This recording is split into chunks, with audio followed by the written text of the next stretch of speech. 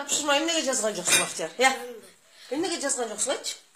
Байлангандан кийин мен тиги русский азыгымды жазып отуп унутуп калыптырмын. Ошо менен жазбай калдың. Алибек сен эмнеге жазган жоксуң? Мен атам бежак кеткен болчу. Анан койго чакырган болчу. Кечинде кайтадың да, түштө эле кетпедиң беле сабактан? Сенчи Баян?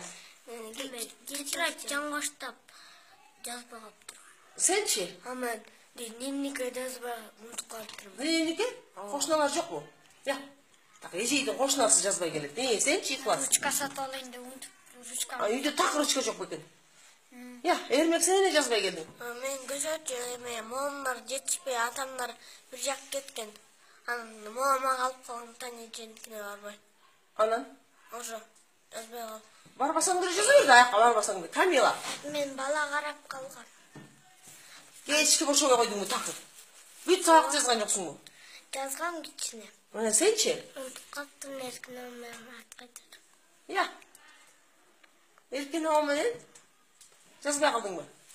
Сенчи, Артур? Койгойталып жазбай калыптырмын. Я. Койгойталып. Сабактан бара эле койгойтардыңарбы сразу эле? Я, эмне кылайын, тапшырма жазбагандарга дагы 2 эсе берейин.